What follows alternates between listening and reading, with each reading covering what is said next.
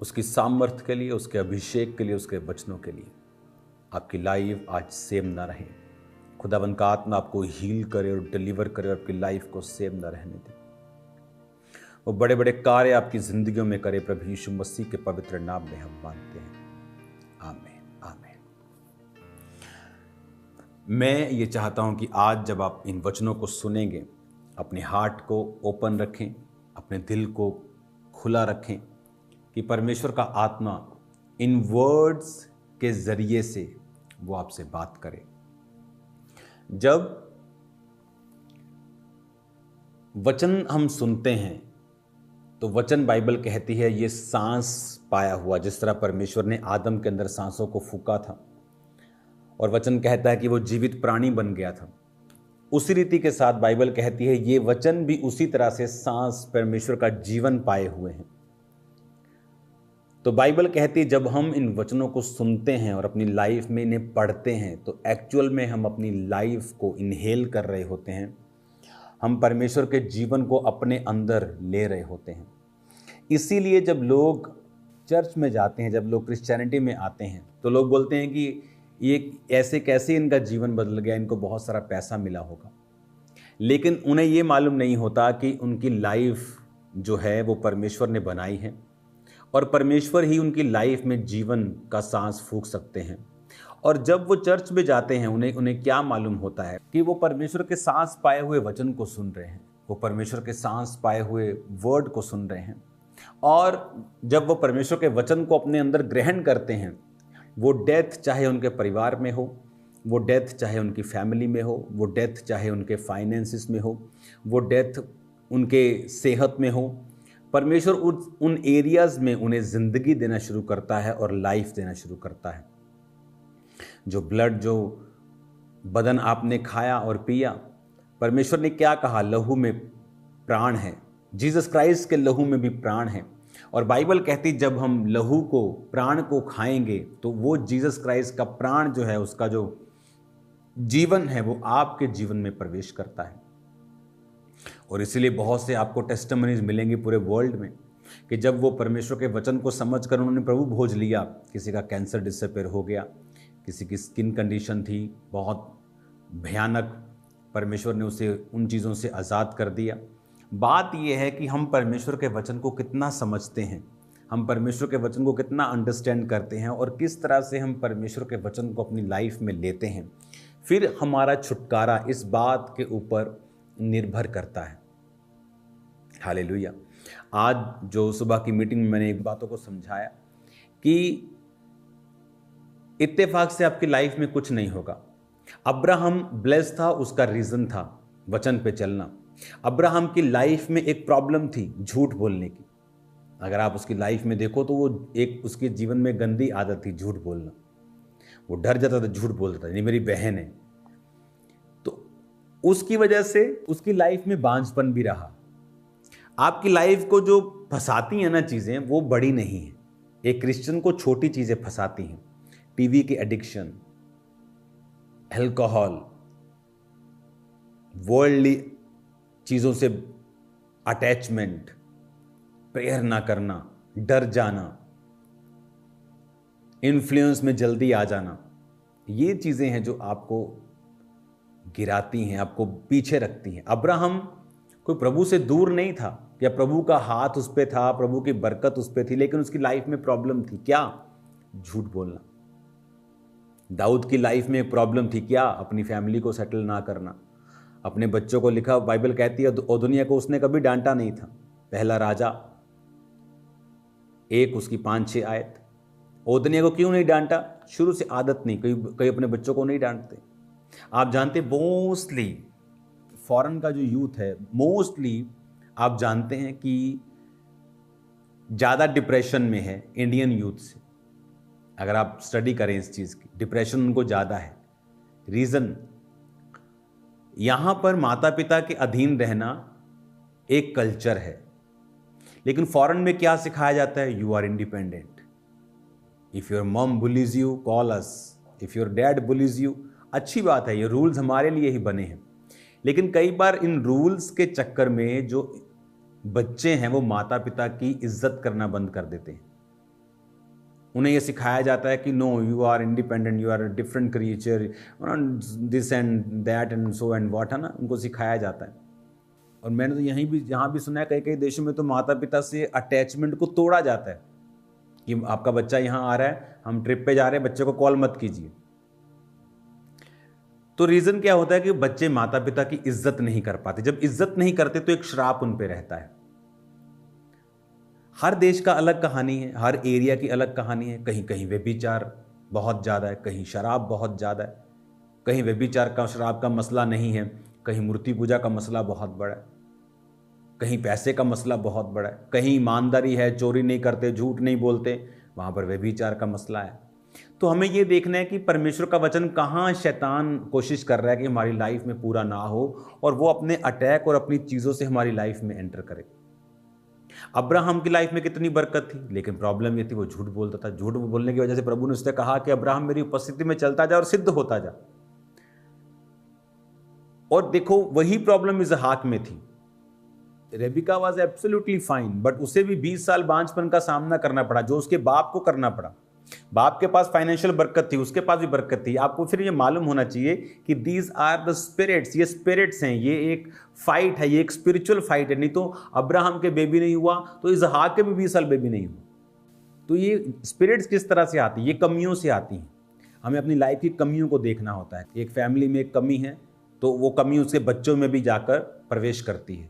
जब वो व्यक्ति समझ जाते हैं कि ये कमी शराब को भी साथ में लेके आ रही है और साथ उन सिम्टम्स को भी लेके आ रही है, तो आप फिर डिस्कनेक्ट करते हैं अपने आप को वर्ड से, आप डिस्कनेक्ट करते हैं परमेश्वर के साथ अपने आप को जोड़ के। फिर आप देखते हैं कि परमेश्वर का आत्मा आपकी लाइफ में काम कर रहा है। प्रभु ने कहा अब्राहम तू ठीक है, लेकिन तू उपस्थिति में चलो और सिद्ध हो। सिद्ध नहीं है तू।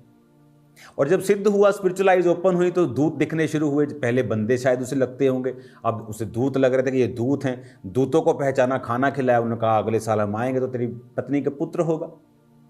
पत्नी हंस रही थी, उसे यकीन नहीं था कि ऐसे कैसे हो सकता है, मेरे पीरियड्स बंद हो गए, अब ये 99 साल का बुढ़ा हो गया, अभी क्या होगा।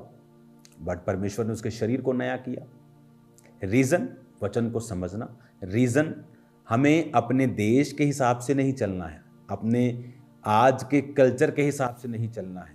Bible is enough for all. ये आज कल परसों 10,000 साल भी अगर प्रभु यीशु ना आए, अगर कल आ जाएं, ये तब तक काम करेगी और परफेक्ट काम करेगी। ये व्यवस्था ताई हुई है, इसका वचन ताया हुआ यानी परखा हुआ है। ये वचन सिद्ध है, इस पर चलना पड़ेगा। नहीं चलेंगे तो नुकसान है, चलेंगे तो फ़ायदा है। परमेश्वर ने कान पकड़कर चलाना नहीं है, चलना हमने खुद है। वो ज़बरदस्ती नहीं करता, वो जेंटल परमेश्वर है। इसलिए आज बहुत सारे लोग कर्सिस में जीवन बिता रहे हैं। कोई माता पिता की इज्जत नहीं करता। माता पिता को बोला गया कि बच्चों के साथ सख्ती ना बहुत ज़्यादा करें। हर एक व्यक्ति जब वचन के ऊपर चलेगा तो लाइफ अपने आप हेवन होती जाएगी और ब्लेस्ड होती जाएगी। और अगर हम नहीं चलेंगे तो हम फिर क्या स्ट्रगल का सामना करते हैं, और वो स्ट्रगल परमेश्वर नहीं देता, वो हमारा अपना ही पैदा किया हुआ, या हमारी इग्नोरेंस से पैदा होता है कि हमें वचन का मालूम नहीं, या उस पर ना चलना।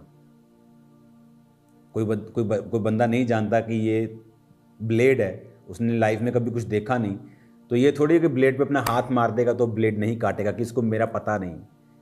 कोई इग्नोरेंस में हाथ लगा देगा तब भी वो कटेगा, कोई जानबूझ के पंगा लेगा तब भी वो कटेगा। तो वचन ना मालूम हो तो शैतान काम करेगा ही। कोई इग्नोरेंस में करेगा तो या वो अनाज्ञाकारिता में करेगा। ये तो सिचुएशन पे निर्भर करता है। तो वर्ड को समझें, वचन खुद पढ़ें, वचन खुद समझें, स्टडी करें। अब्राहम की लाइफ में ये बरकत थी, क्यों थी? दाऊद फाइनेंशियली ब्लेस्ड था क्योंकि पैसों को बोता था, बीजों को बोता था। सुलेमान ब्लेस्ड था क्योंकि वो सेम आदत उसकी दाऊद की उसकी ज़िंदगी में थी। दाऊद ने व्यभिचार का पाप किया, सुलेमान भी उसी पाप में फंसा। बिकॉज स्पिरिट्स आपको फॉलो करती हैं, फैमिली स्पिरिट्स, आपको उनसे फाइट करनी होती है। फेलियर स्पिरिट्स के साथ, डाइवोर्स स्पिरिट्स के साथ, एक्सीडेंट स्पिरिट के साथ, सिकनेस स्पिरिट के साथ जो आपकी फैमिली से चलती हैं। और एक ही तरीका है उनके साथ डिस्कनेक्टेड होने का, वर्ड पर चलना, प्रभु के साथ अटैच रहना, अपने आप को उस किंगडम से हमेशा डिटैच रखना, अलग रखना, अलग प्रेयर में रहना, परमेश्वर के साथ पवित्रताई में जीना, प्रार्थना में जीना और भक्ति का जीवन बिताना और स्पिरिचुअल जीवन बिताना। Otherwise they are going to catch you. वो आपको पकड़ लेंगी स्पिरिट्स, आप कुछ नहीं कर पाएंगे क्योंकि वो आपकी फैमिली स्पिरिट्स हैं, वो शैतानी स्पिरिट्स हैं। वो कभी दया नहीं करती कि बहुत अच्छा है, अगर अच्छा है तो और पकड़ेंगे, क्योंकि शैतान को अच्छे लोग पसंद नहीं। अब आपको ये बातों को समझना है, वचन के साथ रोज जुड़ना है। आज एक पहला राजा 5 और उसकी 6 आयत को आप पढ़ेंगे। आप अब्राहम की जो जितने भी पद हैं, उत्पत्ति 12 से लेके उत्पत्ति 21 तक, जब तक इसहाक का जन्म होता है, आप इन चीज़ों को पढ़ेंगे। आप समझेंगे कि किस तरह से वो स्पिरिट्स जिन्होंने अब्राहम को तंग किया, इसहाक को भी तंग किया, दाऊद को तंग किया, सुलेमान को भी तंग किया, क्योंकि उन्होंने तंग करने दिया। सुलेमान व्यभिचार को छोड़ सकता था, अपने बाप की वो गवाही को देख करके उसने कितना दुख उठाया, उसके बच्चों की मृत्यु हुई। लेकिन इट्स अ पर्सनल चॉइस कि आप प्रभु पे चलना चाहते हैं कि नहीं चलना चाहते हैं। आप अच्छी चीज़ों को फॉलो करें, अच्छी टेस्टिमनीज को फॉलो करें, आपकी लाइफ कभी भी सेम नहीं होगी। अगर आप वचन को ध्यान से पढ़ें तो एक एक चीज़ जो बाइबल में लिखी है उसका बहुत बड़ा मीनिंग है। मैं आपको पढ़ाता हूँ। इसी पहले राजा की जब मैं आपसे बात कर रहा हूँ, दूसरे शमूएल के बाद आता है ये, तो इसमें लिखा है कि दाऊद, पहला राजा 1 उसकी 1, दाऊद बहुत बूढ़ा पुरनिया हो गया, उसको कपड़े उड़ाए जाते थे तो भी गर्म ना होता था। उसके कर्मचारियों ने कहा, प्रभु राजा के लिए कोई जवान कुंवारी ढूंढी जाए जो उसके सम्मुख रहकर उसकी सेवा करे, उसके पास लेटे। प्रभु राजा को गर्मी पहुंचे तब उसने समस्त इजरायली देशों में सुंदर कुंवारी ढूंढते ढूंढते अभिषेक नामक शुनेमवासी कन्या को पाया और राजा के पास ले आए। बहुत सुंदर थी वो, राजा की दासी होकर उसकी सेवा करती रही, परंतु राजा ने उसके साथ सहवास नहीं किया, राजा उसके साथ सोया नहीं, गलत काम नहीं किया। क्यों? अब दाऊद को एक्सपीरियंस हो चुका था कि ये सहवास करना, सेक्स करना, ये सोना, ये it's not A only physical thing, ये स्पिरिचुअल थिंग भी है। क्योंकि आप एक तन और एक स्पिरिट, एक मन हो जाते। कहता है जो प्रभु के संगति में रहता है उसके साथ एक आत्मा हो जाता है। जो वैश्या की संगति के साथ रहता है वो भी एक हो जाते हैं।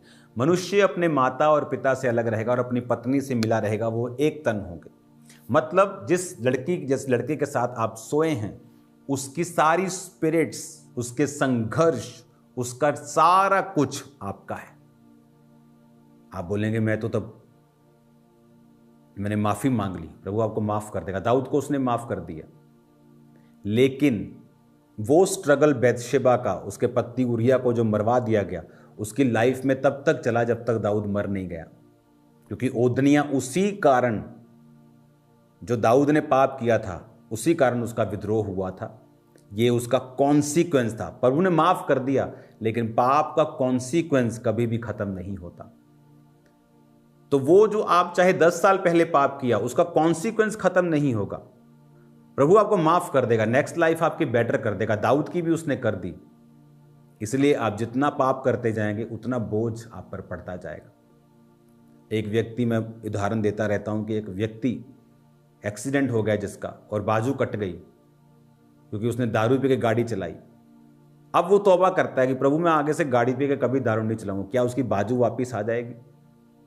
नहीं, because these are the consequences of sin, of that accident. कि बाजू नहीं, अब बाजू नहीं आ सकती, तो क्या बाजू नहीं आ सकती वापस, तो क्या मैं फिर दोबारा फिर दारू पी के चलाऊं? बाजू तो आनी नहीं है, फिर दूसरी बाजू जाएगी, जान भी जा सकती, कुछ भी हो सकता है। तो इसका मतलब ये नहीं कि कॉन्सिक्वेंस उसकी लाइफ में है तो अब वो पाप करता रहे, अब और ना कुछ बुरा हो, अब आगे बढ़े, प्रभु आपको ब्लेस करेगा। वचन के साथ जुड़े रहें। देखो, सहवास नहीं किया, रीजन दाऊद अब जानता था कि sex is not a physical thing, it's a spiritual thing. ये 2 मिनट का मजा नहीं है, ये सदा की स्पिरिट दे के जाएगा जो मुझे मरते दम तक साथ रखनी होगी। इसलिए जब वचन को जानते हैं वो इस पाप में नहीं फंसते। जो नहीं जानते हैं वो फंसते और सॉरी बोल देते और लगता है खत्म हो गया, खत्म हो गया, बट खत्म नहीं हुआ। God bless you all. अपने हाथों को उठाओ। मैं आपको ब्लेस करता हूँ, आपकी हीलिंग के लिए प्रार्थना करता हूँ, आपके डिलीवरेंस के लिए प्रार्थना करता हूँ, आपको आशीषित घोषित करता हूँ। आपकी लाइफ सेम नहीं है, इन जीसस नेम, आमीन। God bless you all. यहाँ झुंड बनकर परमेश्वर का काम कर सकें।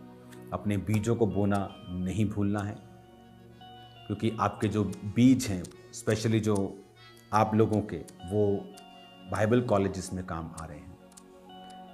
God bless you all. मेरा बिलीव है आप ये महीना और ख़ासकर जो मार्च का महीना है, अपने सीड्स को जमा करेंगे, बड़े सीड्स को भेजेंगे क्योंकि काम बहुत बड़ा है और हमें जल्दी में चाहिए। मैं खुश हूँ अपनी लाइफ में, मैं कोई चर्च से तनख्वाह नहीं ले रहा हूँ, लेकिन बहुत बड़े बड़े काम हैं जो अभी होने हैं और जो फंड्स के हिसाब से ही हम उन्हें आगे लेके जाते हैं। जब आप आने वाले दिनों में मार्च में बड़े बीजों को बो रहे हैं, आपको मालूम होना चाहिए ये किन जगहों पे जा रहा है। ये उन शेपर्ड्स को खड़ा करने के लिए तैयार होगा, बीज आपका काम करेगा कि लोग आशीषित होंगे, ब्लेस्ड होंगे। लोगों को ज़रूरत है शेपर्ड्स की और परमेश्वर खड़े करेगा। God bless you all. अगले 3 महीने जब तक इंडिया में इलेक्शंस हैं, आपको प्रेयर्स करनी है मेरे लिए, सेवकाई के लिए, परिवार के लिए कि शैतान की योजनाएं नाश हो, हर अटैक आने से पहले फिनिश हो। खुदावंद आपको ब्लेस करे, बरकत दे। हम फिर मिलते हैं खुदावंद की हुजूर। सला शरीरां दी ओ तन है ना तुरदा बुरियां दे रात कदी भी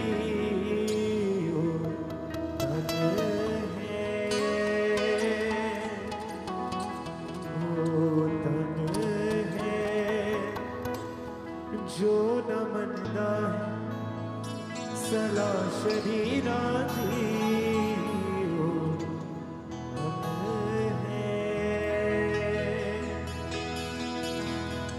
मखौलियां दे जलसे विच ना कदी बेंदा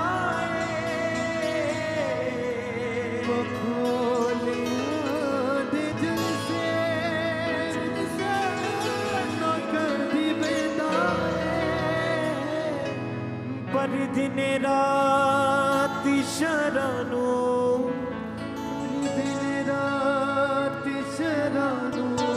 वो सोचदा रहंदा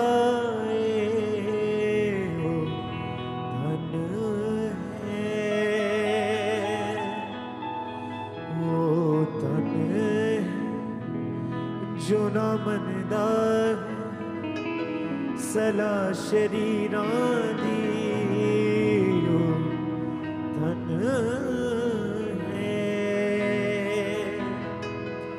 क्योंकि बाइबल में लिखा है कि वो पुरुष धन्य है जो दुष्टों के मार्ग पर नहीं चलता, ना पापियों की मंडली में बैठता है।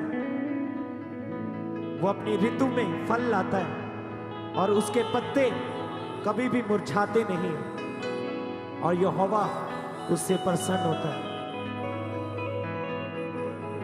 तो आज अपने दिलों को उस परमेश्वर के लिए खोलें, अपनी आंखों को बंद करें, अपने हाथों को उठाएं और जीवित परमेश्वर की आराधना सच्चे दिल से करें और उस परमेश्वर से कहें कि परमेश्वर आज मैं सारे पाप, सारे दुष्ट काम जो परमेश्वर मैंने तेरे विरुद्ध किए हैं, परमेश्वर आज मैं उन्हें मानता हूं। आज मैं तेरी हजूरी में आता हूं खुदाबंद, आज मैं तेरे सामने आता हूं खुदाबंद। आज मुझे छू और मुझे चंगा कर खुदाबंद, मुझे हील कर खुदाबंद, मुझे अपनी हजूरी से, मुझे अपनी सामर्थ से भर खुदाबंद। आइए सब अपनी आंखों को बंद करेंगे और हम गाएंगे।